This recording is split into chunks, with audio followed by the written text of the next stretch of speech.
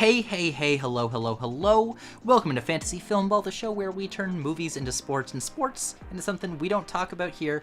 My name is Matt. And my name is Dyl, and today we continue with our very fun series, the Oscar Madness Bracket. And we are finally into the round of 32, and we had some major upsets and some pretty, predictable stuff in the round of 64. So, I guess before we dive into our actual matchups, we have our first, score update for the leaderboards for people predicting, and we have one person sitting at the top right now, and that is Nico, who has a 64 score overall, which is pretty good. I'm looking here, and I can't really figure out what the top overall, possible score is, but it looks like they're pretty accurate because they have a little bit of a lead over everyone else at the moment. Good for you, Nico.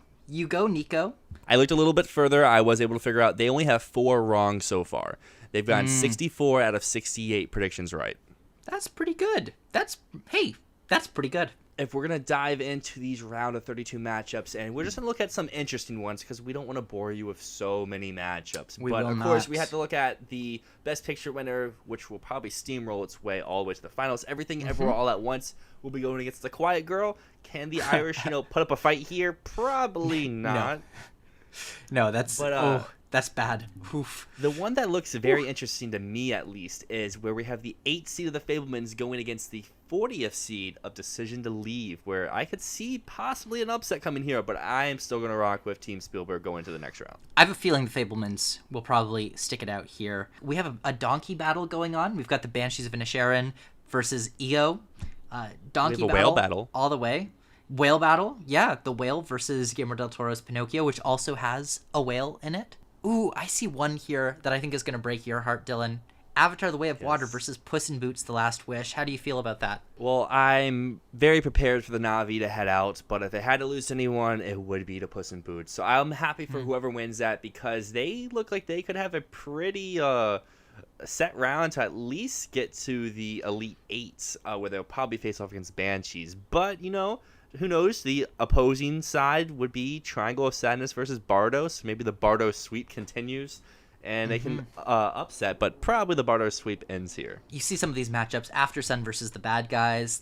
Oh man, poor the Bad Guys. That's a brutal matchup. I think next round is where we're gonna get really competitive with a lot of these.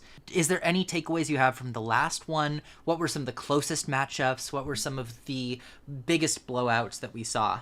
Before I dive into some of those biggest blowouts and closest matchups, our lowest seed still alive is the 52 out of 68 seed being the Menu. It has to go against Babylon this round, so maybe it's, underdog story ends here, but I don't know. A lot of people do love the Menu. It's out on HBO Max now. It's got a increased viewership, and Babylon is a divisive film. The Menu makes sense. I mean, it wouldn't have been 52nd if it had gotten a single Oscar nomination, because that's what this is based on, right? And so that's why it's low at this point. I think if we're really looking at the popularity of the movie, it would be much higher. That is a very popular movie. It's one that a lot of people who don't really follow movies, they're very into at this point. So looking at the results, there's 2 movies with the largest area of win. Getting 92% of the vote in the 5 versus 60 matchup, Elvis took down Emancipation.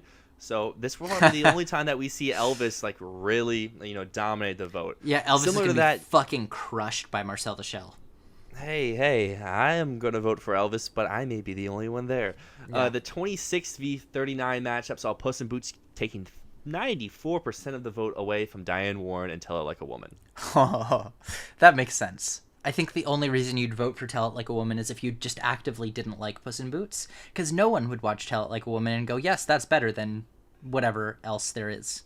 The same score ratio went to Triangle of Sadness versus The Sun. The Sun put up no fight, but I am happy to say that Bardo was one of the, not the closer matchups, but it wasn't as tight as I thought it would be. It had about 55% of the vote going against The Good Nurse, so the battle of the Netflix failed Best Picture contenders. Bardo does get the win. It does. It sneaks out the win, I'd say. But that's another one where I'm like, how would you watch Bardo and The Good Nurse and go, yeah, The Good Nurse is better? Because The Good Nurse is just, it's mediocre. Bardo takes a big swing, and you could say it misses, but at least it takes a swing. People have the knives out for Inuritu, and it was shown there. Before I read off some of our closest matchups, that does remind me, speaking of Knives Out, Batman had to go against Nope in round 1, and now it has to go against Glass Onion in round 2. So things aren't really looking easy for the world's greatest detective, but who knows? That's a battle of the detectives. Will it be Blanc or will it be Batman? That's a tough one. How close was your Batman versus Nope vote? That one I'm looking at here was about 59 to 41% in favor of the Batman. So not as close as I probably thought it would be, but, pretty close, because Moon Age Daydream and Navalny was about a split about 2 or so votes, and there were some that went down to just 1 vote. So I'm going to go find those real quick. The first one that went down to just 1 vote was All the Beauty and the Bloodshed versus The Quiet Girl, as well as The Bad Guys versus To Leslie, which to me is a very weird one to go down to just 1 vote. To me, there's no comparison. To Leslie should have just blown out The Bad Guys. I maintain The Bad Guys is the bad movie. That is a take I know a lot of people, including myself, don't agree with, but that is okay. Everyone out there, drop down some of your bold predictions for this round of 32 here. Do you think any major upsets could happen? Because, Matt had said After Sun versus Bad Guys was pretty clear, but who knows? Maybe the Bad Guys will it? Not at all. But I think the Elvis Marcel vote could come down to like a 52-48. I think it's a little closer than what you were saying before. I think it really just depends on. I think it's going to be like 75-25. Well, the one upset I do want to see happen is EO taking down Banshees. We need the superior donkey to continue through. That's true. I know there's going to be some people pissed off about that round, but EO is the better donkey, so. The question is it the better film? I think it is.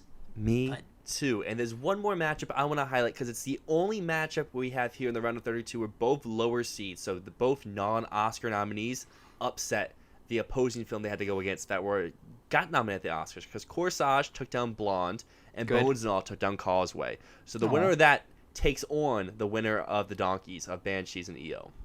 With all that being said, everyone out there, drop down your thoughts on this Oscar Madness bracket. Like I said, Nico is in the lead right now, but who knows? It's round of 32. The points do go up, so these rounds are even more important. So the winners here will be announced next Friday on the show. But until then, my name is Dyl. And my name is Matt. And go vote. Go vote, go vote, go vote. And thank you for watching Fantasy Filmball.